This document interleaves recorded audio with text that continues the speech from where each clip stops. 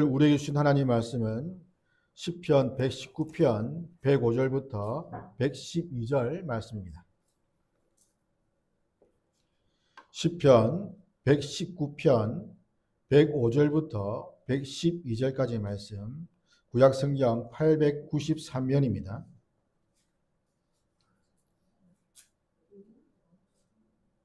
시편 119편 105절부터 112절까지의 말씀 공독하겠습니다. 주의 말씀은 내 발의 등이요 내 길의 빛이니이다. 주의 의로운 규례들을 지키기로 맹세하고 굳게 정하였나이다. 나의 고난이 매우 심하오니 여호와여 주의 말씀대로 나를 살아나게 하소서. 여호와여 구하오니 내 입이 드리는 자원 제물을 받으시고 주의 공의를 내게 가르치소서. 나의 생명이 항상 위기에 있사오나 나는 주의 법을 잊지 아니하나이다. 악인들이 나를 해하려고 올무를 놓았사오나 나는 주의 법도들에서 떠나지 아니하였나이다. 주의 증거들로 내가 영원히 나의 기업을 삼았사오니 이는 내 마음의 즐거움이 됨이니이다. 내가 주의 율례들을 영원히 행하려고 내 마음을 기울였나이다. 아멘. 올해 표가 하나님을 알아가는 교회입니다. 하나님을 알기 위해서 하나님 말씀인 성경을 읽고 배워야 되는데, 성경은 하나님이 어떤 분이시고 어떤 일을 행하셨으며 또한 우리에게 무엇을 요구하시는지를 알려주는 책입니다. 또한 우리가 이렇게 어떻게 이 세상에서 또 하나님의 백성으로서 그리스도인으로서 살아갈지를 가르쳐 주는데, 때문에 하나님 말씀을 읽고 또 듣고 묵상하고 연구하는 일에 힘을 써야 됩니다. 하나님은 기록된 성경을 통해서 우리에게 말씀하십니다. 우리 자신의 영혼을 위해서 하나님의 말씀을 사랑하며 읽어대고 또 하나님 말씀대로 살아가기를 힘쓰고 노력을 해야 됩니다. 오늘 본문을 통해서 우리에게 주시는 교훈이 무엇인지를 살펴보고자 하는데, 먼저는 하나님이 어떤 분이신가를 살펴보면 하나님은 우리를 살아나게 하시고 또 우리를 가르치시는 분이시다라는 것을 알 수가 있습니다. 시인은 고난이 매우 심하니 주의 말씀대로 살아나게 하소서라고 107절에서 말하고 있습니다. 이 구절은 119편 25절 보면 시인이 내 영혼이 진토에 붙었사오니 주의 말씀대로 나를 살아나게 하소서라는 이 말씀의 반복이라고 볼 수 있는데, 여기서 진토라는 것은 무덤 또는 음부, 즉 죽음을 가리키는 말입니다. 내 영혼이 진토에 붙었다라는 것은 내 몸이 마치 흙에 묻힌 그런 시체와 같다는 거죠. 아무런 소망도 가질 수 없는, 그리고 극심한 고난 속에 있는 그러한 시체와 같은 모습으로 지금 이 땅에 묻혀있는 그런 모습을 말하는 겁니다. 이런 극심한 환난 속에서도 포기하지 않고 이 시는 회복을 간구하고 있는데, 사람들은 극심한 고난을 만나면 자포자기를 합니다. 또한 심지어 스스로 목숨을 끊는 일도 비일비재합니다. 그럼에도 이렇게 버틸 수 있는 이유, 시체와 같이 흙에 묻어있는 시체와 같이 어떤 소망도 가질 수 없는 그런 상태임에도 불구하고 이렇게 버틸 수 있는 이유가 바로 하나님의 말씀 때문이라는 것이죠. 그래서 자신의 영혼이 주의 말씀대로 살아나게 해달라, 즉 생명을 구해달라라는 말씀입니다. 주의 말씀대로라고 하는데 119편 49절 보면 주의 종에게 하신 말씀을 기억하소서. 주께서 내게 소망을 가지게 하셨나이다. 이어서 50절 보면 이 말씀은 나의 고난 중에 위로라. 주의 말씀이 나를 살리셨기 때문이다. 고난 중에 있는 자에게 주의 말씀이 위로가 되고 소망이 된다는 겁니다.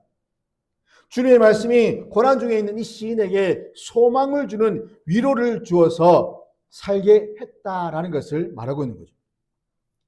하나님의 말씀이 갖고 있는 구원의 능력, 소생의 능력, 또한 그 회복의 능력을 간구하는 겁니다. 하나님은 말씀으로 천지를 창조하셨습니다. 또한 주님께서도 말씀으로 죽은 자를 살리셨고, 말씀으로 병든 자를 고치셨고, 말씀으로 또한 귀신을 쫓아내셨습니다. 때문에 하나님의 말씀은 단순한 이러한 사람의 말과 달리 회복과 소생과 구원의 능력을 행하시는 하나님의 말씀이라는 거죠. 욥은 하나님을 잘 섬기다는 이유로 마귀에게 시험을 받았습니다. 그가 가졌던 자녀들과 모든 소유를 다 잃어버렸고 그의 아내도 그를 떠났습니다.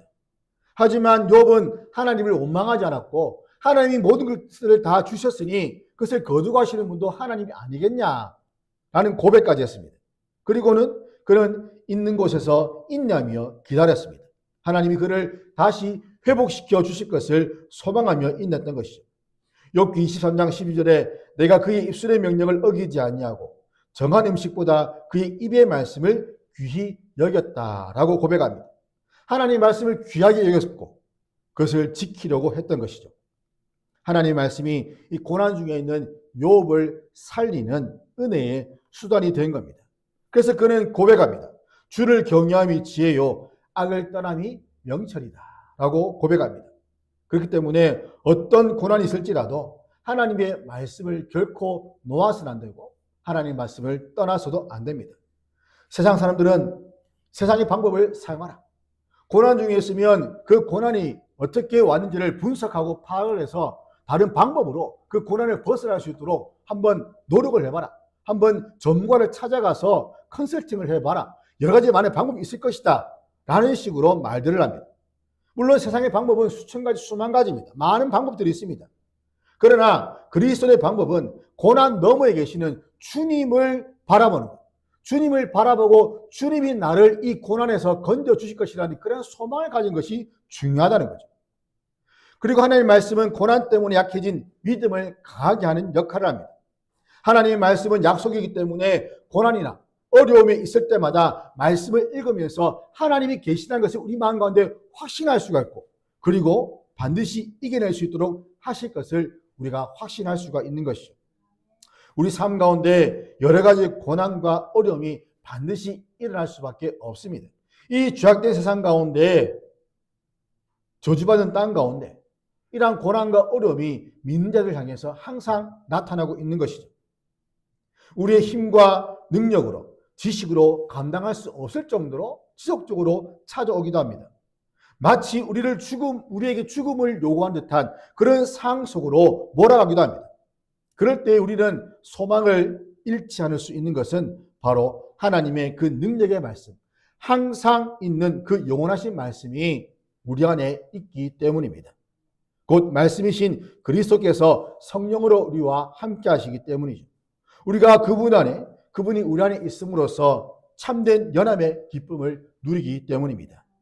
주님의 말씀이 우리 안에 있으면 그 말씀을 가지고 성령께서 역사하심으로써 그 심령이 회복되고 위로받고 안식과 평안을 누릴 수가 있습니다. 이러한 고난 중에서도 시인은 하나님께 어떻게 하냐면 자원 제물을 드립니다. 108절 보면 여호와여 구하오니 내 입이 드리는 자원 제물을 받으시고 주의 공의를 내게 가르치소서. 자원 제물은 하나님께 감사하는 마음으로 드리는 제사로서 화목제에 속해 있습니다. 여기 나오는 공의라는 것은 규례라는 의미인데 시인은 하나님 입에서 나오는 이 규례, 이것을 배우기 위해서 하나님께 입으로 자원 제물을 드리는 겁니다. 때문에 자신의 입에 이 자원 제물을 하나님이 받으시기를 원하는 이유가 바로 하나님이 그 입으로부터 나오는 그 말씀을 배울 수 있는 그런 심령이 되기를 원하기 때문이죠. 시인은 자신이 그 목숨이 위기에 처한 가운데서도 하나님의 말씀에 대한 간절한 열망이 있다는 겁니다. 그 열망으로 감사와 찬양으로 하나님께 간구하고 있는 겁니다. 하나님의 말씀을 자신의 생명보다 귀하게 여기고 사랑하는 모습을 보여주는 것이죠. 이렇게 말씀을 배우고자 하는 그런 열망을 우리 마음 가운데 얼마나 가지고 있느냐 하는 겁니다.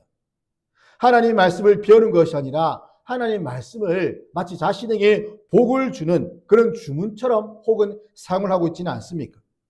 하나님의 말씀을 배우면 배울수록 우리는 겸손해지고 하나님의 크고 위대하심을 발견할 수밖에 없습니다.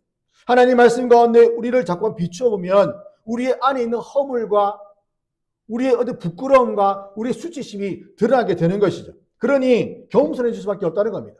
자신의 허물을 가지고 누가 자랑스럽게 그것을 드러내고 자기를 높일 수가 있습니까? 아무도 없습니다.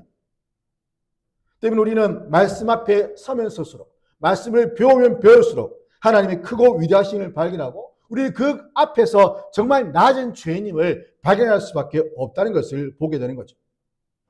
또한 어떤 절망적인 상이라더라도 하나님 말씀을 향한 이러한 배움의 열정을 멈춰서는 안 됩니다.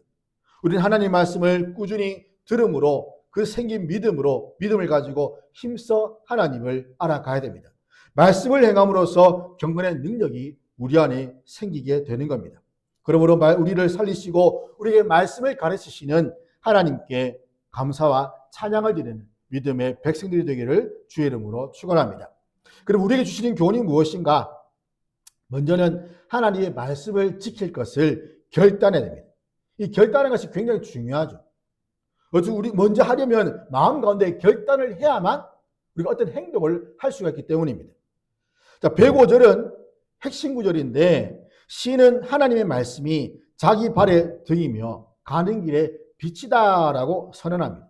우리 어둠길에서 길을 걸어가다가 자칫하면 발에 무엇인가 걸려서 넘어져서 다칠 위험이 있습니다. 그래서 등불을 가지고 걷는 것은 굉장히 안전하다는 것을 의미하는 거죠.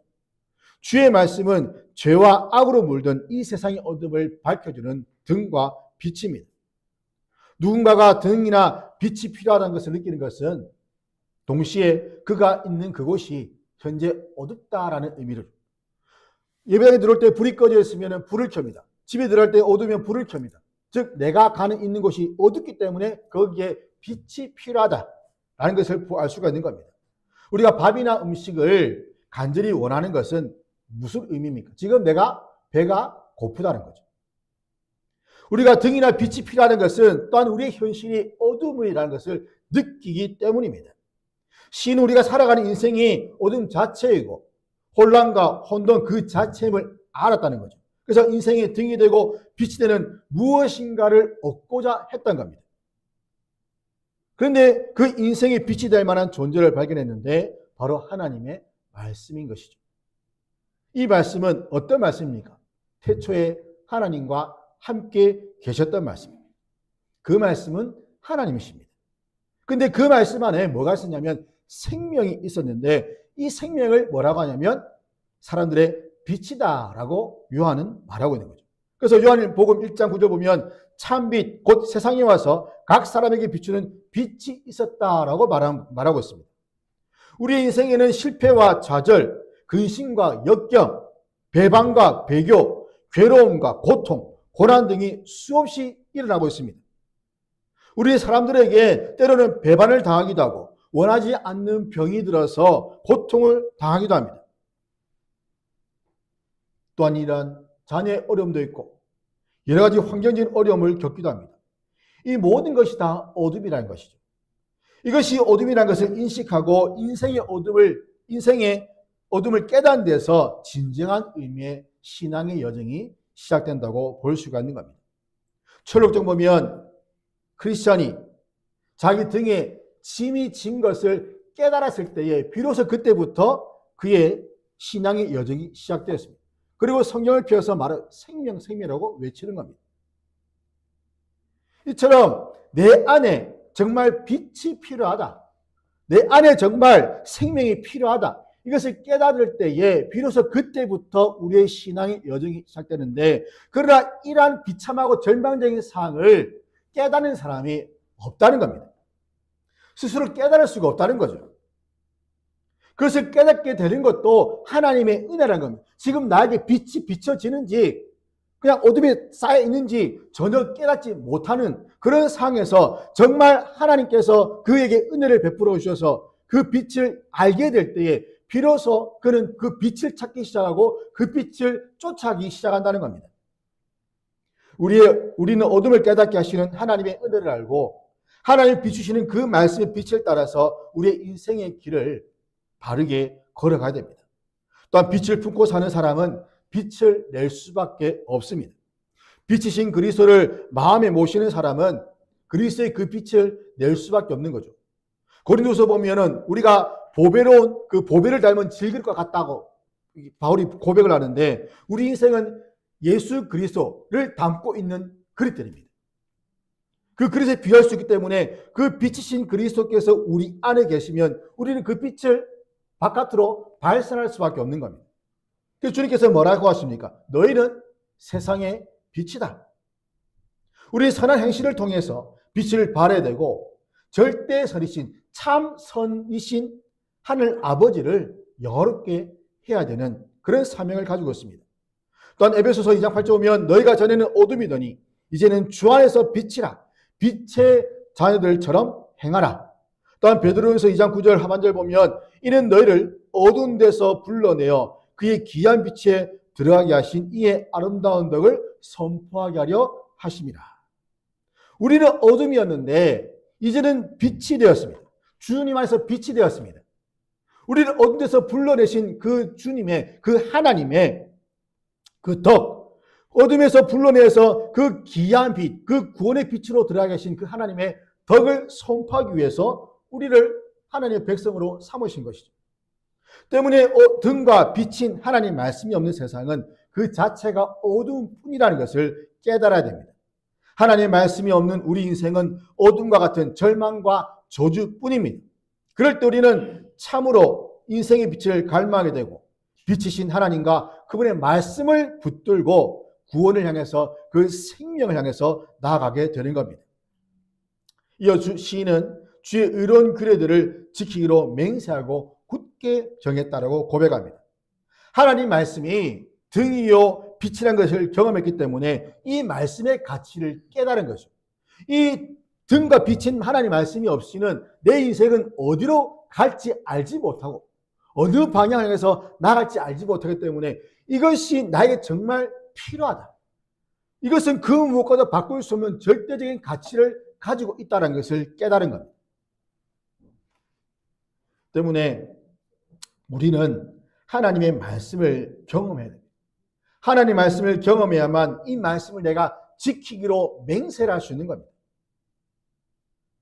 말씀에서 살아계신 하나님을 만나는 일, 우리가 성경 읽을 때에 성령께서 우리 마음 가운데 조명을 하시면 하나님을 만나는 은혜가 일어나게 됩니다.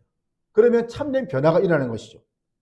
하나님을 만나는 것은 성령께서 내 안에서 말씀으로 감동시키는 겁니다. 말씀이라는 이 수단을 통해서 성령이 우리를 하나님과 만나도록 하시는 것이죠.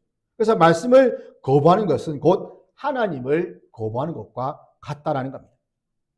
어느 마을에 작은 다리 하나가 있었는데 그 다리 옆에는 이런 표지판에 써져 있었습니다. 이 다리는 5톤 이상은 건너지 마십시오. 사람들은 처음에는 그 말 그대로 따랐습니다. 하지만 시간이 지남에 따라서 생각을 하게 되는 거죠. 5톤 이하 계속 다니다 보니까 어느 순간 내 차는 5톤보다 조금 이렇게 무게가 나간 6톤인데 한 번쯤은 괜찮겠지 하면서 지나갑니다. 그 지나간 트럭을 보고 다른 차도 저 트럭도 지나가는데 내 것도 괜찮겠지 하면서 또 지나가고 지나가다 보니까 아무 일 일어나지 않으니까 그냥 편안하게 이 차 저 차 무거운 차들이 계속 그 다리를 지나게 되는 거죠. 하지만 어느 날 큰 소리와 함께 다리가 무너져 내려버렸습니다. 그때 사람들은 이 표지판이 우리를 괴롭히고 우리를 막고 통제하기 위한 것이 아니라 우리의 생명을 위한 것이다 라는 것을 그때서야 깨달았던 겁니다. 하나님 말씀도 우리를 제한하는 것이 아니라 우리를 살리고 보호하시기 위한 하나님의 사랑의 표지판인 겁니다. 말씀을 지키는 것이 불편해 보여도 그것이 무너지지 않는 삶의 길입니다. 그래서 말씀을 지키기로 결단하는 것은 내가 가진 자유를 포기하는 것이 아니라 무너지지 않는 인생을 선택하는 결단이 되는 것이죠.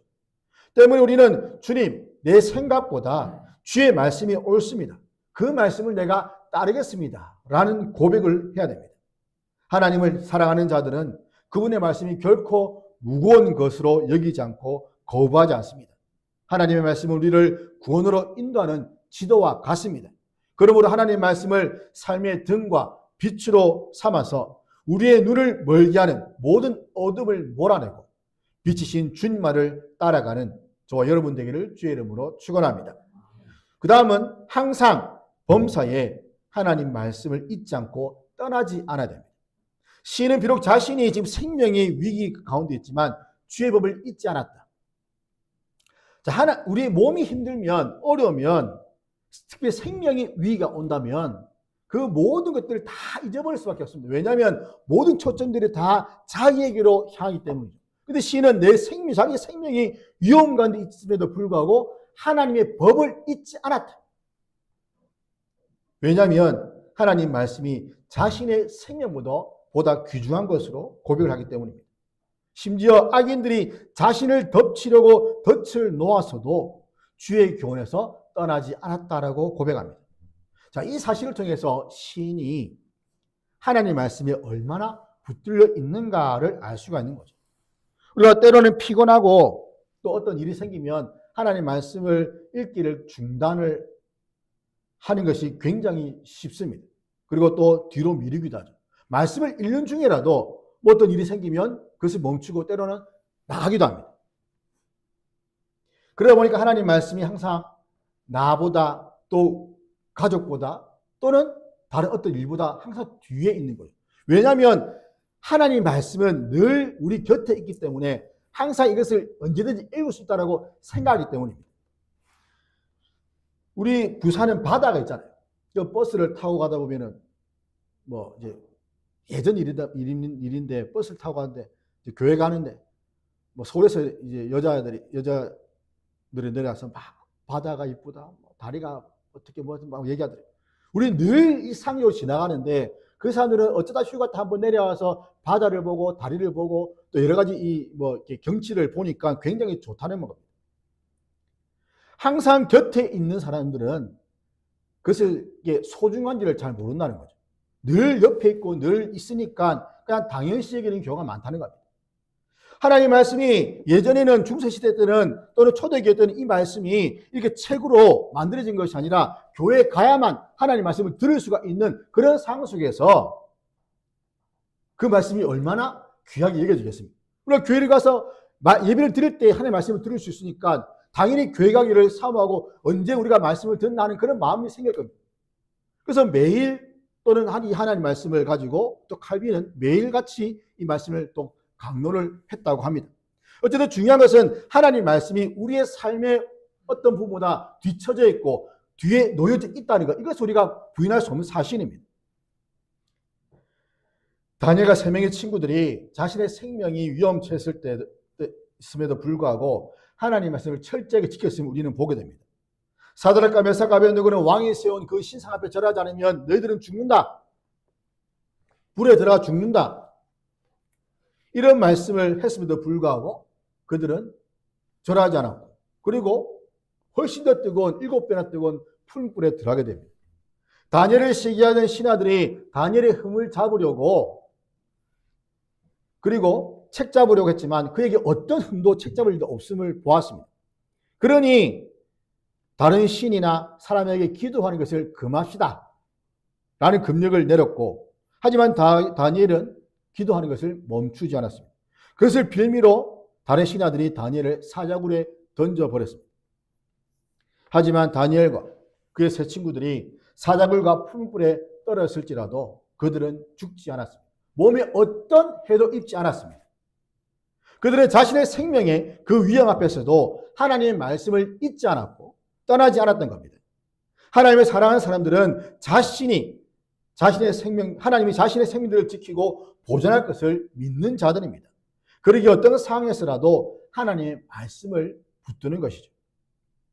만약 이들이 왕과 그 신상 앞에 절을 했으면 그리고 기도하지 말라는 그 말을 들었으면 오히려 더 좋은 자리, 부귀 영화를 누리며 살았을지도 모릅니다. 더군다나 그들은 포로의 신분이었습니다. 때문에 그들이 앉아있는 그 자리가 얼마나 대단한 자리인지를 안다는 거죠. 말씀으로 인해서 손해가 있고 희생이 있고 불이익이 있다면 하나님 말씀을 과연 제대로 지킬 수가 있을 것인가? 어느 노인이 평생 모은 보물을 손자에게 보여줍니다. 금반지, 오래된 동전, 그리고 값비싼 시계. 이것을 보면 손자의 눈이 번쩍이는 거죠. 그때 노인이 작은 나무 상자 하나를 꺼냈는데 겉으로 보기에는 아무런 가치가 없는 그런 낡은 상자입니다. 손자가 이건 뭡니까? 라고 묻자 노인이 조심스럽게 그 상자를 열었는데 그 안에는 낡은 성경과 또 젊은 시절 아내와 함께 찍었던 사진 한 장이 들어있었습니다. 노인은 이렇게 말합니다. 이건 팔 수 없단다. 이 안에 내가 어떻게 살아야 하는지 배운 말씀이 있고 내가 누구를 사랑하며 살아가는지가 담겨 있거든. 금은 잃어도 다시 모을 수 있지만 이것을 잃으면 나는 나를 잃는 거야. 그때 손자는 가장 귀한 것은 가격이 매겨지는 것이 아니라 인생의 방향을 정해주는 것이라는 사실을 깨달았던 거죠. 마찬가지로 우리도 성공과 돈, 명예 중요할 수 있습니다. 하지만 우리의 삶의 기준이 되고 방향을 가르쳐주는, 방향을 알려주는 하나님의 말씀과 믿음, 그것이야말로 잃어버리면 다시는 살 수 없는 가장 중요하고 귀한 가치라는 것을 깨달아야 됩니다. 우리는 정직하게 우리의 가장 중요하고 귀한 가치가 무엇인지를 돌아보아야 됩니다. 하나님의 말씀이 우리가 소유한 재산과 명예와 권세보다 우리가 지니고 있는 유일한 생명보다 더 소중하고 고귀하고 가치가 있다고 믿고 있습니까? 우리는 재산과 명예와 권력과 심지어 생명보다 더 귀하고 가치가 있는 것이 바로 하나님의 말씀이라는 것을 믿고 감사해야 됩니다. 그 말씀이 나에게 지금 주어졌다는 것, 내 손에 들려졌다는 것, 이것이 얼마나 우리에게 귀한 은혜가 아닌지 모르는 것이죠. 물론 우리 삶 가운데 이러한 신이 겪었던 생명의 위기나 혹은 다니엘이 겪었던 신앙적 위기가 올 수도 있고 그렇지 않을 수 있을 겁니다. 그럼에도 우리에게 믿음이 없다면 다른 사람들 앞에서 믿음을 버리지 않았대도 살았으나 죽은 자와 같은 자들입니다. 그러므로 하나님의 말씀을 항상 기억하고 붙들려서 어떤 상황과 환경 속에서도 믿음으로 승리하고 그 말씀을 통해서 우리의 믿음이 더욱더 굳세어지는 은혜가 있기를 주의 이름으로 축원합니다.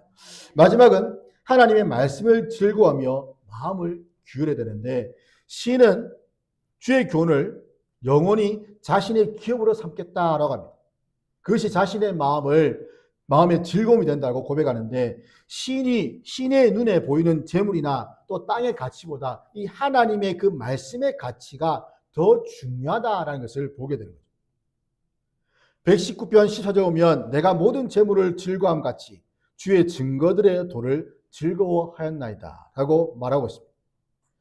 하나님의 모르는 사람들의 가치는 세상의 재물에 머물러 있습니다. 그것을 더 큰 가치를 두고 그것을 더 많이 가지려고 서로 싸우는 거죠. 교회 안에서 하나님을 더 깊이 알아가려고 하고 격려하고 도움을 주는 이러한 모습들이 있다면 얼마나 기쁜 일이 아닌지 모르겠습니다. 그런 모습들이 교회 안에 나타나야 되는 것이죠. 서로 질시하고 내가 더 먼저 어떤 직분자가 되려고 하고 내가 저 사람을 더 오래 교회에 왔다고 말하기도 하고 내가 개척교회 초기 멤버라고 말하기도 하고 내 부모님의 어떤 몇 대 할아버지가 어떤 선교사를 만나서 내가 예수 믿은 몇 대 가문이라 얘기를 하기도 하고 그러한 말들은 교회에 아무런 소용이 없는 말들입니다. 교회는 하나님을 알아가고 그 알아간 하나님을 서로 교제하는 가운데 나누는 그것이 바로 교회라는 것이죠. 그렇게 할 때 그리스도 안에서 함께 그 말씀으로 믿음이 성장을 하는 겁니다. 시인은 하나님 말씀의 가치를 알았기 때문에 하나님의 말씀이 자신의 마음의 즐거움이 된다라고 고백하는데 하나님 말씀 때문에 즐거운 경험이 우리 안에 있어야 됩니다. 주의 말씀을 읽으면서 그 마음의 즐거움과 기쁨을 경험을 해야 되는 거죠. 때로는 말씀을 읽고 내 죄 때문에 슬퍼할 수 있습니다. 그러나 그것 또한 기쁨이 되는 것은 내가 죄를 몰랐는데 하나님 그 죄를 알게 하심으로써 그 죄로부터 떠나게 하시는 그 은혜가 나에게 주어졌다는 것 때문에 내가 기뻐할 수 있는 것이죠. 자녀가 좋은 대학 진학하면 기쁩니다. 또한 어떤 취업을 하는 것도 기쁩니다. 성공하는 거 기쁩니다. 사람들이 이렇게 하는 것을 통해서 자신의 가치를 높이려 한다는 거죠. 이러한 세상의 일로 말미암아 우리가 말할 수 없는 기쁨을 누린다면 우리를 하나님의 자녀로 삼아주신다는 그 하나님의 그 약속 때문에 내 영혼이 기뻐하고 즐거워하는 것은 마땅한 일이 아니겠습니까?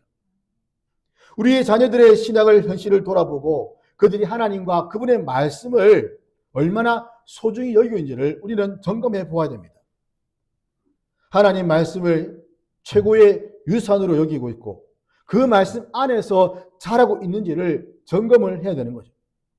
그렇지 않다면 자녀들의 영적 상태에 대해서 우리가 부모들로서 회개를 해야 됩니다. 자녀들을 영적으로 파멸에 빠졌는데 방관하는 나태한 태도를 회개해야 됩니다. 그 영혼을 위해서 기도하면서 말씀대로 자랄 수 있도록 가르치고 말씀대로 살아가도록 훈계와 교육을 아끼지 않아야 됩니다. 그런 노력이 우리가 자녀들에게 물려줄 신앙의 유산이고 삶이라는 것을 기억을 해야 됩니다. 한 소년이 매일 학교가 끝나면 운동장으로 달려갑니다. 친구들이 묻습니다. 너 왜 그렇게 매일 학교로 달려가? 그리고 거기서 뭐해? 하니까 묻습니다. 축구 연습을 한다는 거죠. 학교 수업이 끝나면 운동장을 가서 축구를 매번 공을 차는 연습을 합니다. 힘들지 않냐고 묻습니다. 그 소년이 공을 안고 웃으며 대답하죠. 힘들어. 그런데 더 좋아. 내가 좋아하는 걸 더 잘하고 싶거든. 비 오는 날에도 친구들이 쉬는 날에도 그냥 공을 혼자 차며 연습을 합니다. 누가 하라고 해서 하는 게 아니라는 거죠. 그것은 벌이 아니라 기쁨이기 때문입니다. 누가 시켜서가 아니라 그 마음 가운데 그렇게 하고 싶은 마음이 생기기 때문에 마음이 끌려서 한다는 겁니다. 하나님 말씀을 즐거워하는 것도 바로 이와 같다는 거죠. 말씀을 묵상하는 것이 내가 해야 되는 숙제로 느껴질 때가 있지만 그 말씀이 나를 살리고 나를 새롭게 하고 하나님을 더 알게 해준다는 것을 경험한다면 그것은 의무가 아니라 내 마음의 기쁨이 된다는 겁니다. 97절 보면 주의 말씀을 내가 어찌 그리 사랑하는지요 라고 고백합니다. 주의 말씀을 내가 어찌 그리 사랑하는지요. 주의 말씀을 사랑한다는 말은 곧 하나님을 사랑한다는 것이죠. 하나님을 사랑하는 것은 내가 그분을 경외하고 그분을 위해서 내가 정말 무엇을 하든지 아깝지 않고 무엇을 하든지 겁나지 않고 무엇을 하든지 정말 어떤 염려와 근심 없이 모든 것들을 다 하나님께 드릴 수 있는 그런 마음의 상태라는 겁니다. 말씀을 즐거워한다는 것은 억지로 붙잡는 것이 아니라 사랑하기에 자연스럽게 찾게 되는 것을 말하는 겁니다. 하나님 말씀은 우리를 짓누르는 짐이 아닙니다. 하루를 살아갈 힘과 기쁨을 주는 하나님의 선물입니다. 그래서 시인은 이 하나님의 선물인 주의 율례들을 영원히 행하기 위해서 마음을 기울였다라고 표현하는 거죠. 내 마음이 기울어진 것, 내 마음이 지금 가 있는 것, 그것이 뭐냐는 겁니다. 시인은 하나님 말씀에 그 마음을 기울이고 있는 겁니다. 주님의 즐거움, 말씀이 주는 그 즐거움에 참여했기 때문에, 경험했기 때문에 주님의 그 말씀의 가치를 깨닫고 그 겉모습뿐만 아니라 그 마음이 지금 하나님을 말씀을 향해서 나아가는 것이죠. 그냥 가만히 있으면 주어지는 즐거움이 아니라 찾고 구하고 두드리는 그러한 노력이 필요한 그런 즐거움입니다. 그리스도는 일사각오의 정신으로 말씀을 묵상하고 그 말씀에 순종하겠다고 결단을 해야 됩니다. 이것이 바로 하나님의 백성이 말씀을 대하는 태도입니다. 시인은 자기 생명을 잃는 한이 있더라도 말씀의 길을 따르겠다라는 다짐을 하고, 과연 우리는 내 생명을 잃는 한이 있더라도 하나님의 그 말씀의 길을 내가 따르겠다라는 그런 결심을 하며 살아야 됩니다. 이것이 한 번 결심하는 것이 아니라 매 순간 매일 눈 뜨고 일어날 때마다 이러한 결심들을 하지 않으면 우리는 하나님 말씀을 따라갈 수 없습니다. 하나님 말씀을 향해서 나아갈 수 없습니다. 주의 말씀을 보기만 보고 그 말씀을 읽기만 읽고 마치 숙자듯이 읽기만 읽고 끝나는 것이 아니라 그 말씀 가운데서 주어지는 것들을 우리가 바라보고 소망하고 또한 그 말씀이 내 삶 가운데 하나라도 이루어지기를 그런 간절히 소망하는 마음으로 주의 말씀의 길을 걸어가야 되는 것이죠. 말씀을 행하기 위해서 전심을 다하고 어떤 상황 속에서도 말씀을 잊지 않고 떠나지 않도록 하나님의 말씀을 붙들어야 됩니다. 우리가 말씀을 떠났을 때에 겪을 일들을 두려워해야 되는 거죠. 빛이신 그 하나님 말씀을 내가 놓아버렸을 때에, 내가 떠났을 때에 다시 그 어둠 가운데 들어가게 갔을 때에 내 상태가 어떻게 될 것인가? 다시 그 죄 가운데 발을 들였을 때에 어떤 일이 벌어질 것인가? 이미 겪어봤기 때문에 안다는 겁니다. 그래서 다시는 이러한 빛이신 하나님 말씀을 내가 더 이상 놓아서는 안 되겠다는 것을 절실히 마음 가운데 새길 수밖에 없는 것이죠. 어둠 속에서 등과 빛에서 벗어난다면 길을 잃고 헤매다가 결국에는 실족할 수밖에 없습니다. 어두운 밤의 등대나 어두운 밤의 그 활주로에 그 빛이 없으면 배나 비행기는 항구로 들어올 수 없고 활주로로 제대로 착륙할 수가 없습니다. 어두운 도로를 달린 차가 불을 켜지 않고 달리면 결국에는 사고가 나는 거죠. 자신만 사고 나는 것이 아니라 다른 차도 동일하게 사고를 당하게 되는 겁니다. 그리스도는 등과 빛인 하나님 말씀을 잊어서 떠나면 결국에는 자신의 처지를 또한 깨닫게 되고 하나님께 두 손 들고 다시 돌아올 수밖에 없는 그런 비참한 처지가 될 수밖에 없습니다. 때문에 우리는 주의 말씀이 우리의 인생의 등과 빛이라 고백하며 감사해야 합니다. 그러므로 말씀을 늘 배우고 묵상해서 우리 삶 속에 생수가 마르지 않으며 푸른 잎사귀와 열매들을 항상 맺으면서 우리의 믿음을 가지고 주님께 영광 돌리는 그러한 저와 여러분 되기를 주의 이름으로 축원합니다.